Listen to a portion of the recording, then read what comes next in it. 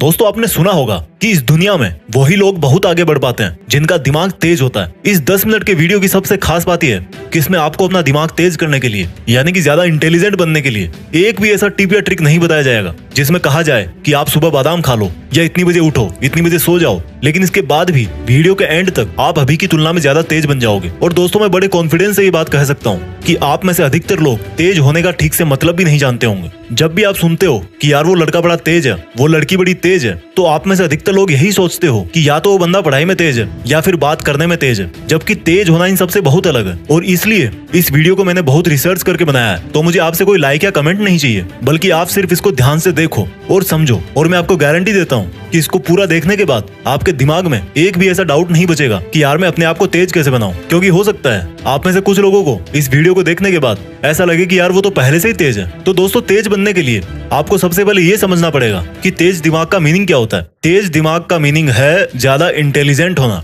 और इंटेलिजेंट का मतलब क्या होता है? इंटेलिजेंट दो चीजों से मिलकर बनता है। किसी भी चीज को या क्वालिटी को अच्छी तरह से फटाफट एक्यूरेटली सीखना और उसी फिर सीखे हुए नॉलेज को फ्यूचर में जरूरत पड़ने पर सही ढंग से सही जगह पर काम में लेना।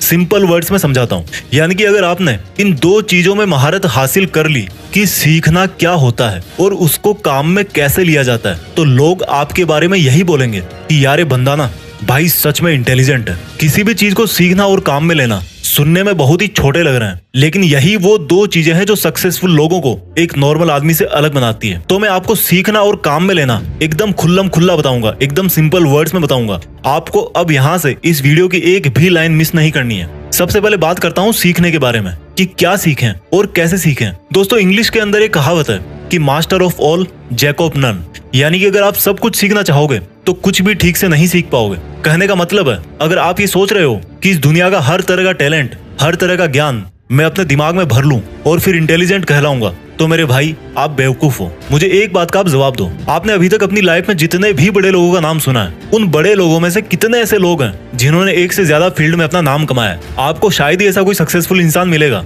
जिसने फुटबॉल में वर्ल्ड कप जीता हो, उसी बंदे ने म्यूजिक के अंदर भी ऑस्कर अवार्ड जीता हो, और फिर उसी बंदे ने कोई साइंटिफिक आविष्कार भी किया हो। मेरे भाई जो बंदा इंटरनेशनल फुटबॉल स्टार प्लेयर है ना, उसने सिर्फ और सिर्फ फुटबॉल के मैदान में पूरी उम्र पसीना निकाला है। जिस बंदे ने म्यूजिक में ऑस्कर अवार्ड जीता है, उसने हर दिन और रात सिर्फ और सिर्फ म्यूजिक के अंदर ही लगाया है। जिस बंदे ने किसी नई साइंटिफिक चीज का आविष्कार किया है, उसने हमेशा अपना टाइम अपने साइंटिफिक एक्सपेरिमेंट्स में ही लगाया है। और यही वो एक चीज है जो उनको उस फील्ड में एक आम आदमी से बहुत ज्यादा इंटेलिजेंट बनाती है। जी हाँ, इंटेलिजेंट। इंटेलिजेंट का मतलब ये नहीं है कि सिर्फ अपनी स्कूल लाइफ में हमेशा टॉप करने वाला ही जिंदगी में इंटेलिजेंट कहलाता है। हर वो बंदा जो किसी भी एक फील्ड के बारे में औरों से ज्यादा जानता हो और औरों से ज्यादा करके दिखा सकता है, वो ही असली इंटेलिजेंट कहलाता है। लेकिन हमारे साथ क्या होता है, जब हम टीवी में क्रिकेट देखेंगे तो सोचेंगे कि यार मुझे तो बस क्रिकेटर ही बनना है। एक साल बाद आपका फ्रेंड आईएएस बन जाता है तो आप सोचोगे कि यार अब तो मुझे आईएएस ही बनना है। फिर एक साल बाद आपका कोई दोस्त बहुत बड़ी सक्सेसफुल वेबसाइट बना देता है तो आप सोचोगे कि यार अब तो मुझे वेबसाइट ही बनानी है। इसलिए दोस्तों सबसे पहले आपको यह समझना पड़ेगा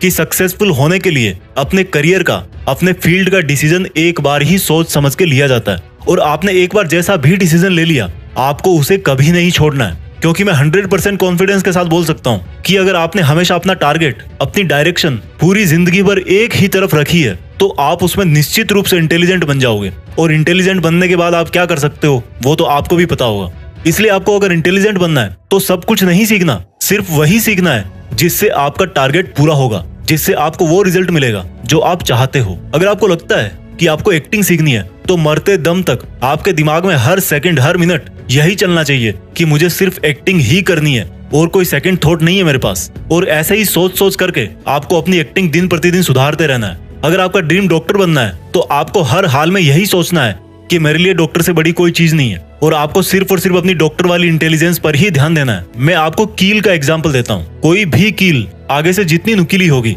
वो उतनी ही आसानी से और उतनी ही अंदर तक दीवार में चली जाएगी। तो कील के नुकीले सिरे का मतलब है आपका जो भी फील्ड है, आपकी लाइफ का जो भी टारगेट है, या जो आपने सोचा है कि मुझे यही करना है, आपको सिर्फ उसी पर ही ध्यान देना है, उसी को शार्प करना है, उसी को परफेक्टली सीखने की कोशिश करना है। तो जब आप ये डिसाइड कर लो कि सीखना क्या है, तो फिर बात आती है कि उसको सीखें कैसे। आपको एक बहुत ही सिंपल तरीका बताता हूँ। आप जिस भी फील्ड में इंटेलिजेंट बनना चाहते हो उस फील्ड में ये देखो कि आपसे पहले और कितने इंटेलिजेंट सक्सेसफुल लोग हैं और उन सब इंटेलिजेंट्स में सबसे टॉप के इंटेलिजेंट्स कौन कौन है। जैसे मान लो आपको एक ऐसा इंटेलिजेंट क्रिकेट प्लेयर बनना है जिसको सब पता रहता है कि कौन सी बॉल पर किस तरफ कौन सा शॉट मारना है, तो अब आपने ये देखना शुरू किया कि क्रिकेट की हिस्ट्री में बड़े बड़े प्लेयर कौन कौन से हैं। उनमें से एक नाम निकल के आया सचिन तेंदुलकर। अब आपको सचिन तेंदुलकर की तरह एक पावरफुल बैट्समैन बनना है तो आप उनके पुराने मैच देखो, उनके इंटरव्यू देखो, उनकी लाइफ के बारे में पढ़ो, वो किस तरह से अपने आप को मोटिवेट रखते हैं, उन्होंने किस किस प्रॉब्लम का सामना किया है और उन प्रॉब्लम्स को कैसे सॉल्व किया है, उन सब को जानो। इस तरह से आपको ऐसी बहुत सारी चीजें पता लग जाएगी जो आपके फील्ड में जानना बहुत जरूरी होती है और वही बातें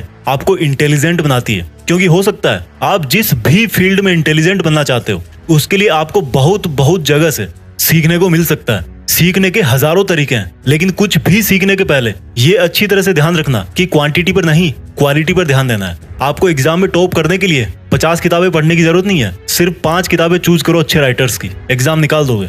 ये तरीका है सीखने का। और सीखने में सबसे जरूरी चीज क्या होती है? मेमोरी, याददाश्त। अगर आपको लगता है कि आपकी मेमोरी कमजोर है तो इस पर मैंने एक वीडियो ऑलरेडी बना रखा है, इस वीडियो के खत्म होने के बाद ही उसको देखना। लिंक यहाँ पर आई बटन में भी है और नीचे डिस्क्रिप्शन में भी लिखी है। लेकिन अभी मैं इस वीडियो में बहुत कुछ बताऊंगा, पहले इसको पूरा देख के जाओ। तो जब आप ये जान जाओगे कि आपको क्या सीखना है और कैसे सीखना है तो आप 50% इंटेलिजेंट बन जाओगे। बाकी के 50% इंटेलिजेंट तब बनोगे जब उस सीखे हुए को ठीक तरीके से अप्लाई करोगे, काम में लोगे। तो जब आपको ये लगे कि यार मैंने काफी सीख लिया है, अब टाइम आ गया कि उसको यूज कैसे करें, कहाँ करें। तो जैसे मान लो क्रिकेटर वाला एग्जांपल ही वापस लेते हैं कि आपकी नेट प्रैक्टिस पूरी हो गई, अब टाइम है आपके रियल मैच का, या आपकी पढ़ाई पूरी हो गई, अब टाइम है एग्जाम का। तो अब आपकी मेहनत को काम में कैसे लें?